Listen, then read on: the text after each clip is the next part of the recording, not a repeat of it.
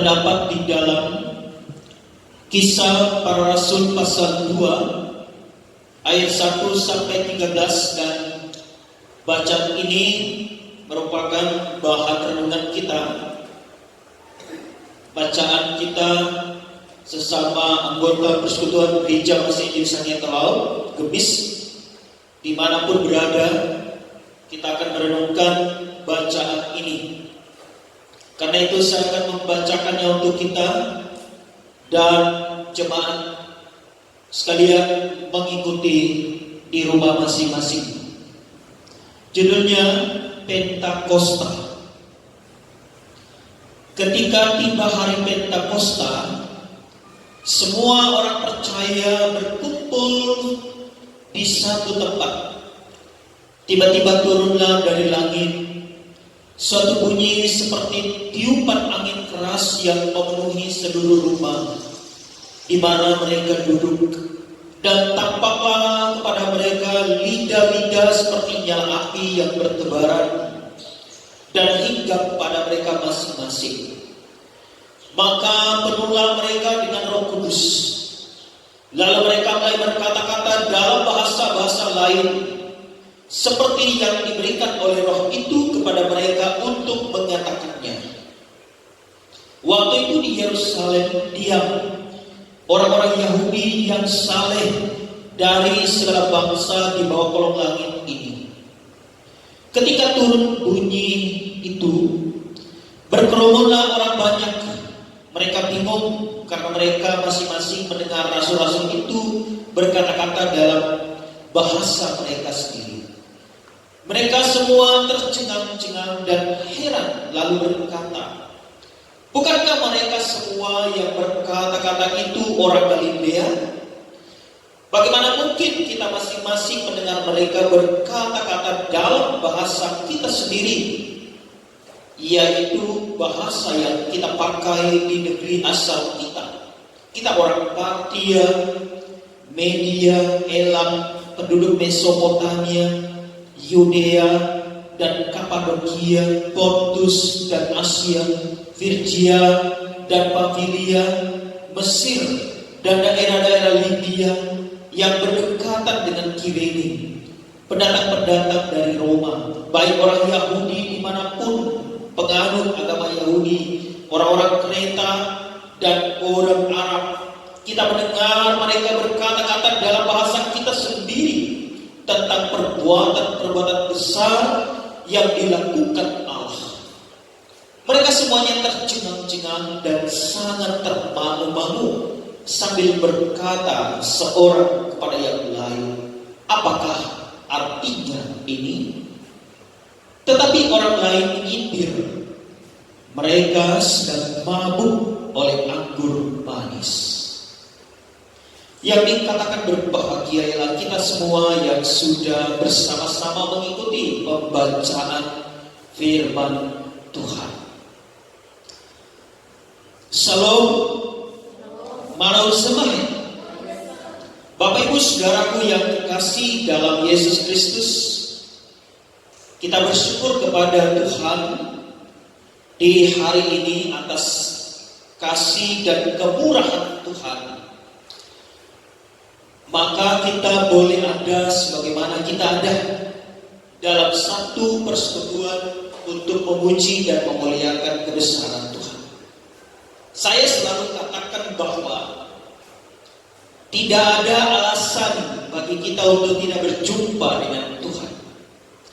Dan tidak ada kuasa manapun yang bisa menghalangi, membendung kita untuk berjumpa dengan Tuhan dalam satu peribadatan kepadanya. Termasuk ketika kita sedang menghadapi COVID-19 atau coronavirus yang sudah beberapa bulan ini, itu pun tidak dapat menghalangi kita untuk menjumpai Tuhan dalam perjumpaan yang indah melalui peribadatan kita. Pada ibadah kenaikan pada hari Kamis kemarin tanggal 21, saya menjelaskan tentang ada 5 bukti iman Kristen. Yaitu bukti yang pertama adalah Natal, bukti yang kedua derita dan kematian, bukti yang ketiga adalah Paskah atau kebangkitan, bukti yang keempat yaitu kenaikan Kristus, dan bukti yang kelima adalah pencurahan Roh Kudus. Dan bukti yang kelima itu disebut juga dalam hitungan gerejawi kita adalah Pentakosta. Dalam perayaan kita disebut dengan ibadah Hari Raya Pentakosta. Dengan kata lain, kita juga menyatakan bahwa bukti yang kelima itu adalah bukti yang sangat luar biasa yang telah dinyatakan Allah bagi kita. Pencurahan Roh Kudus adalah Immanuel. Kenapa Immanuel? Karena pencurahan Roh Kudus adalah pembuktian janji dari Tuhan bahwa Dia tetap terus menyertai umatnya sampai selama-lamanya. Karena itu Bapak Ibu Saudaraku yang kekasih dalam Tuhan, hari ini kita belajar Kisah Para Rasul pasal 2 ayat 1 sampai ayat 13. Judulnya Pentakosta. Pentakosta artinya hari ke-50. Hari ke-50 yang dimaksud adalah hari ke-50 setelah Paskah, atau juga kita dapat sebutkan hari ke-50 setelah 7 minggu Paskah. Perayaan Pentakosta sebenarnya adalah tradisi kuno Israel, Yahudi di kala zaman dahulu. Ketika mereka mengenang atau mengingatkan lagi tentang suatu peristiwa besar yang terjadi dalam kehidupan mereka, yaitu peristiwa ketika mereka keluar dari tanah Mesir.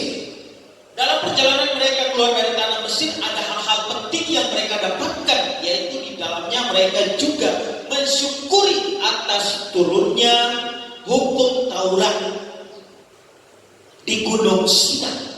Seiring dengan itu juga mereka bersyukur kepada Tuhan Allah mereka, karena mereka juga menikmati panen yang besar di Israel. Dan itu Pentakosta setiap tahun dirayakan oleh masyarakat Yahudi di Israel, Yerusalem. Dan setiap tahunnya mereka berkumpul, dan Yerusalem dijadikan sebagai pusat keagamaan Yahudi. Dan karena itu setiap perayaan Pentakosta ini, semua orang Yahudi di segala penjuru dunia ini datang ke Yerusalem, berkumpul di sana untuk memeriahkan perayaan Pentakosta atau hari ke-50. Bapak Ibu Saudaraku yang kasih dalam Tuhan, bacaan kita Kisah Para Rasul pasal 2 ayat 1 sampai 13 sebenarnya mengandung makna penting untuk perayaan Pentakosta masa kini bagi orang Kristen atau orang yang percaya kepada Yesus Kristus. Hal yang pertama yang kita dapatkan adalah perayaan Pentakosta adalah suatu ucapan seluruh bangsa Israel dari waktu ke waktu, dari zaman ke zaman sampai dengan sekarang. Dalam hal-hal yang tertentu juga, dalam hubungan dengan pembuktian tentang keyakinan Kristen atau keyakinan iman kita, seperti yang saya katakan di awal, yaitu 5 bukti iman Kristen, yaitu bukti yang kelima, bahwa perayaan Pentakosta juga mengingatkan kita tentang kisah-kisah kehidupan Kristus, mulai dari kelahirannya dan juga penderitaannya, kebangkitannya, kenaikannya, dan kini perayaan itu dirayakan. Mengingatkan kita tentang peristiwa Paskah yang telah dijalani oleh bangsa Israel, dan mengingatkan kita tentang Paskah, kebangkitan Kristus yang luar biasa. Dan hitungannya sejak itu ke 50 hari sampai dengan hari ini dalam hitungan tahun gerejawi, kita merayakan peristiwa itu secara berkesinambungan setiap tahun tanpa terkecuali. Karena itu Bapak Ibu Saudara yang kekasih, Pentakosta juga dirayakan sebagai hari ketuaan Kudus atau kepenuhan Roh Kudus, di mana para murid Tuhan dijanjikan oleh Yesus sebagai Tuhan dan Juru Selamat bahwa mereka tidak akan sendirian, mereka tidak menjadi yatim piatu, tetapi Dia akan mengirimkan seorang penolong yang lain, yaitu Roh Kudus. Roh Kudus akan hadir, hidup bersama-sama dengan mereka, dan juga hidup bersama-sama dengan kita sampai kapanpun. Roh Kudus itu adalah Roh kebenaran. Karena itu Bapak Ibu Saudara yang kekasih, hal yang kedua untuk menjadi pemaknaan dalam peristiwa Pentakosta ini adalah di mana Tuhan telah menepati janjinya tentang Roh kebenaran. Cinta Tuhan luar biasa dalam kehidupan kita. Pembuktian dari Yohanes 3:16, karena begitu besar kasih Allah akan dunia ini sehingga Ia telah menurunkan anaknya yang tunggal, supaya setiap orang yang percaya kepadanya tidak binasa, melainkan beroleh hidup yang kekal. Terbukti janji yang pernah Tuhan katakan ketika masih bersama dengan para murid dibuktikan, sehingga janji itu juga akan menjadi janji yang teralami dalam kehidupan umatnya dari masa ke masa, mulai dari kehidupan para murid dan juga kehidupan para murid di masa kini, yaitu saya dan saudara-saudara. Pembuktian itu terjadi. Pembuktian itu adalah di mana Tuhan telah menyatakan satu atau seorang penolong yang lain yang sudah kita baca dalam tata ibadat tadi, yaitu Roh penolong, yaitu Roh kebenaran. Dia tidak akan membiarkan kita sendiri. Dia tidak akan membiarkan kita yatim piatu. Ini gambaran tentang yatim piatu adalah gambaran tentang seorang anak yang ditinggalkan oleh ayah dan ibunya telah meninggal dan anak itu tinggal sendirian. Gambaran sebagai suatu bukti bahwa perhatian yang sangat luar biasa, perhatian yang sangat sempurna yang telah dinyatakan oleh Tuhan kita Yesus Kristus kepada manusia, karena Dia telah naik ke surga. Setelah Dia naik ke surga, janji ini dibuktikannya. Janji ini harus terjadi, yaitu Roh kebenaran ada pada saya dan saudara-saudara. Karena pembuktian dari janji Roh kebenaran itu ada kepada manusia, mulai daripada para murid, maka ada gereja, ada saya dan ada saudara-saudara, ada ibadah hari ini, ada ibadah syukur hari ini, perayaan Pentakosta kita rayakan karena adanya pembuktian tentang janji Roh Kudus yang telah dinyatakan oleh Tuhan. Roh itu apa? Yaitu Roh kebenaran. Bagaimana caranya untuk melihat bahwa Roh itu ada dalam kehidupan manusia? Ketika kita sedang dalam kekudusan untuk menjalani kehidupan, itu yang harus kita nyatakan, kita lihat.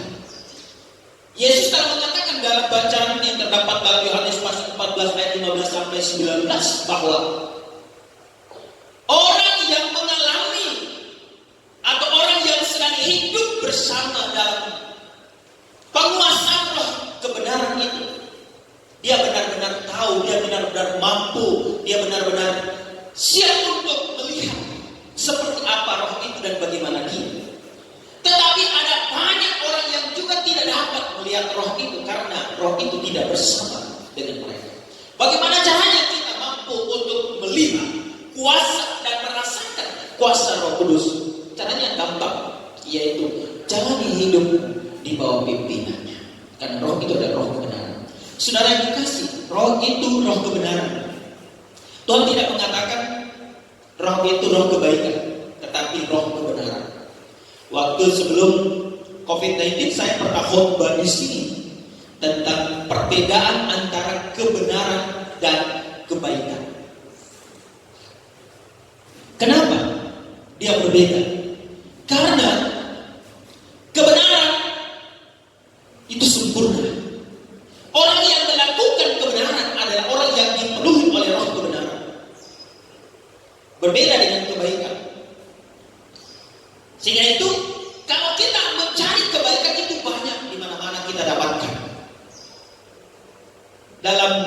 kondisi COVID-19 ini juga banyak kebaikan yang kita dapatkan.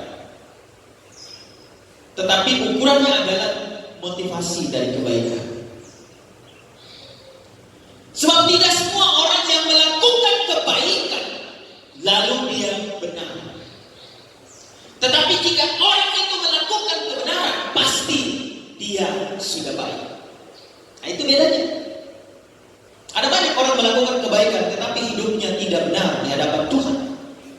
Karena kebaikan itu dapat dilakukan, dapat diperlihatkan. Sama dengan kebenaran. Tetapi kebaikan itu ukurannya adalah motivasinya. Tapi kebenarannya adalah ukurannya adalah kehadiran Roh Kudus bagi diri. Nah, ini saudara yang dikasih dalam Tuhan. Yang dimaksudkan oleh Tuhan kita dalam Yohanes pasal 14 ayat 15 sampai 19 itu adalah tentang roh kebenaran, bukan kebaikan. Kalau orang yang sudah hidup benar, maka sudah pasti dia juga melakukan kebaikan. Catat baik-baik apa yang saya katakan. Hal yang ketiga adalah pemaknaan dari Pentakosta bagi kita adalah bahwa janji penyertaan Tuhan dibuktikan. Saya katakan pada ibadah kenaikan dalam khotbah saya bahwa Yesus lahir, pembuktian pertama kelahiran Yesus itu Immanuel. Kenapa Immanuel? Karena itu nubuatan. Ada lagu, oh datanglah Immanuel, tebus umatmu Israel. Ada lagu seperti itu yang sering kita lakukan pada saat ibadah-ibadah Adventus, persiapan kita menghadapi merayakan perayaan Natal. Immanuel yang berarti Tuhan menyertai kita. Itu kelahiran. Lalu saudara yang kekasih, jadi cinta kasih Tuhan atau cinta kasih Allah ini dibuktikan dalam 5, dinyatakan, diturunkan dalam 5 bukti tadi. Pada masa kelahirannya Immanuel, kedatangannya membuktikan bahwa dia menyertai bumi ini, menyertai manusia. Setelah dia naik ke surga, lalu 10 hari setelah itu kehadiran Roh Kudus atau pencurahan Roh Kudus juga sebagai pembuktian dari janji Immanuel itu. Jadi Immanuel pada kelahiran itu disempurnakan pada pencurahan Roh Kudus. Kenapa saya seperti itu Bapak Ibu? Karena Yesus menepati janji penyertaannya. Yesus yang adalah Immanuel yang sempurna dalam membuktikan bahwa sejak dia datang pertama dia hadir untuk menyertai setiap manusia. Dia juga menghadirkan Roh Kudus untuk menyertai manusia. Sehingga itu yang sudah kita baca dalam tata ibadah tadi, dalam Yohanes pasal 14, Bapak Ibu saya akan ulangi pembacaannya supaya kita lebih jelas apa yang saya maksudkan. Ayat 15. Jikalau kamu mengasihi aku, kamu akan menuruti segala perintahku. Aku akan minta kepada Bapa dan ia akan memberikan kepadamu seorang penolong yang lain supaya ia menyertai kamu selama-lamanya, yaitu Roh kebenaran. Dunia tidak dapat menerima dia sebab dunia tidak melihat dia dan tidak mengenal dia. Tetapi kamu mengenal dia sebab ia menyertai kamu dan akan diam di dalam kamu. Perhatikan bacaan yang terakhir saya baca tadi, sebab ia menyertai kamu, itulah Immanuel. Dan ia dan akan diam di dalam kamu. Ayat 18 dikatakan, aku tidak akan meninggalkan kamu sebagai yatim piatu, aku datang kembali kepada. Bapak Ibu Saudara, ini penting. Jika saya katakan tadi, pembuktian tentang janji sebab Allah adalah Allah yang penuh dengan kasih. Allah adalah Allah yang sempurna, tak terpikirkan oleh akal pikiran kita. Sehingga itu saya pernah katakan lagi bahwa apapun yang telah terjadi di dunia ini, termasuk wabah COVID-19, itu juga karena izin dari Allah. Kalaupun COVID-19 ini akan berakhir, itu pun atas perkenan Allah. Bagi kita sebagai orang yang percaya, mari kita hidup dalam penguasaan roh kebenaran, yaitu Roh Kudus. Sehingga dengan demikian kita mampu untuk menghadapi apapun. Mampu hidup di dalam kasih. Mampu hidup dengan saling perhatian antara satu dengan yang lainnya, menghadapi tantangan pencobaan hidup. Bapak Ibu Saudara, apalagi sekarang ini kita sudah dibingungkan oleh berbagai informasi yang kadang-kala menyesatkan. Ketika ada rencana atau pilihan keputusan pemerintah kita untuk menjadikan suasana sekarang ini sebagai new normal atau kehidupan baru atau masa normal baru, ya.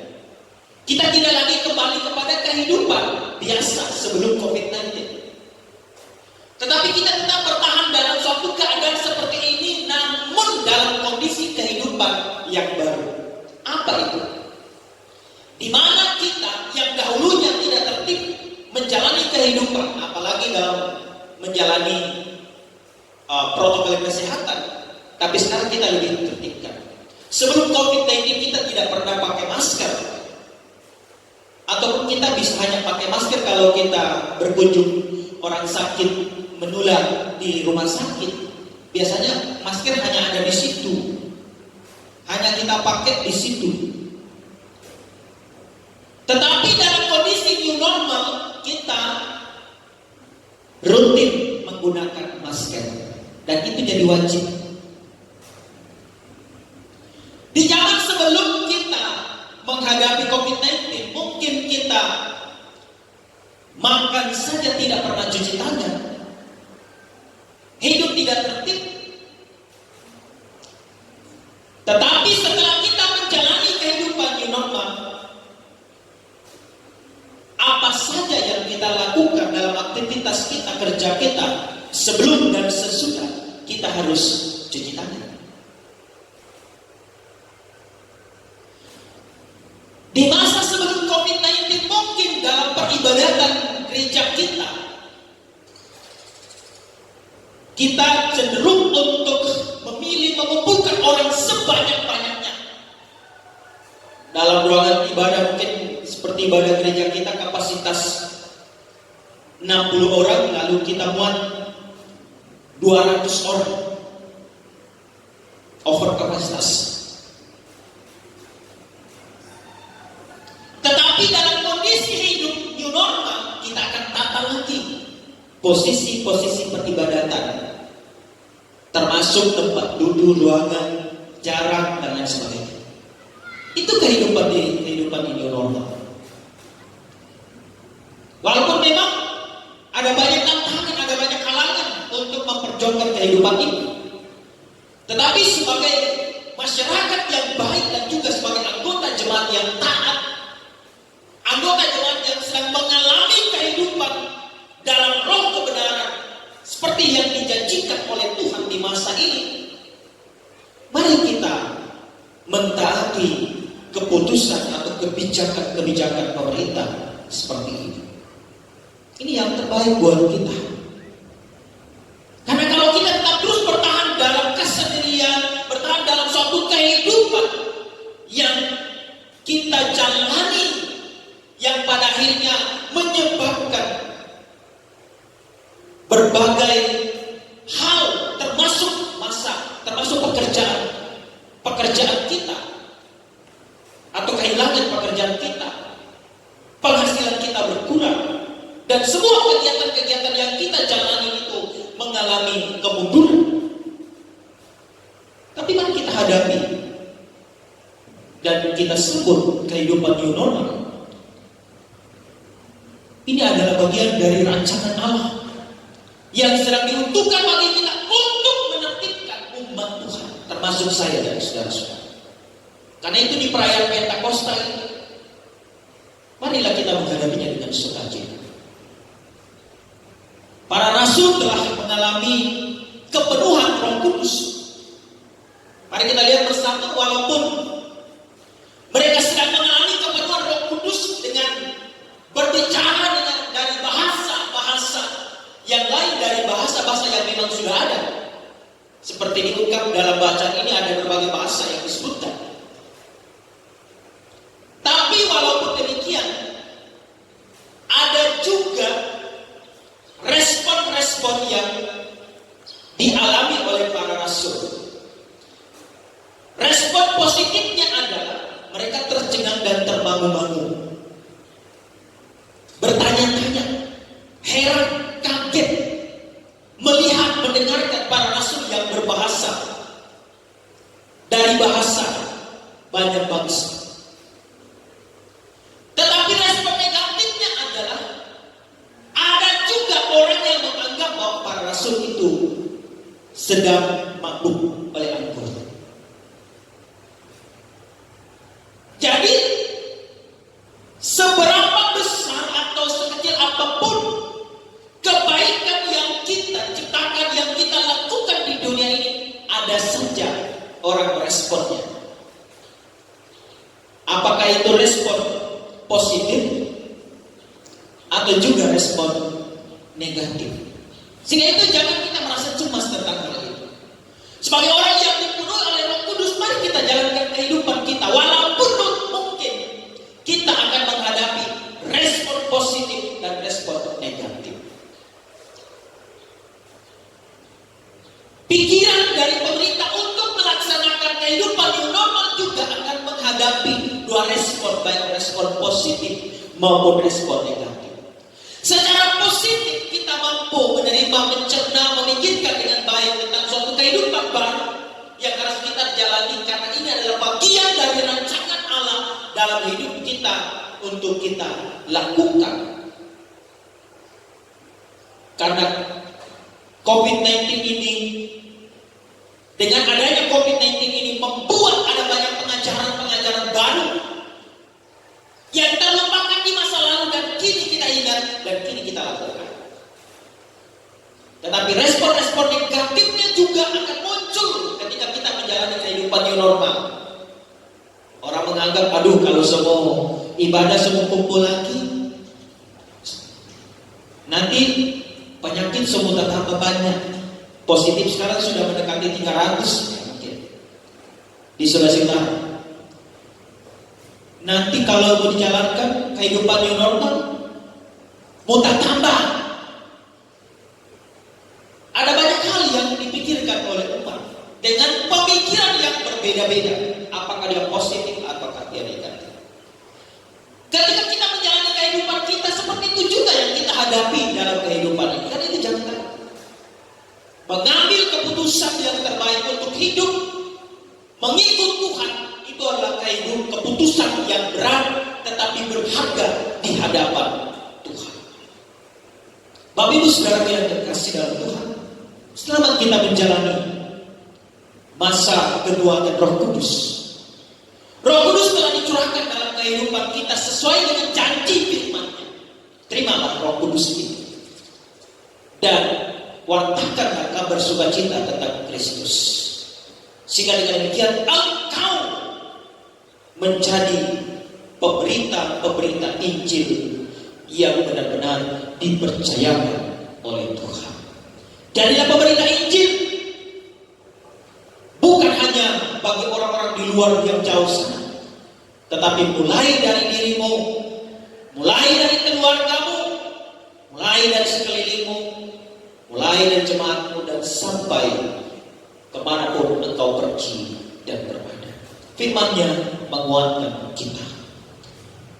Amin.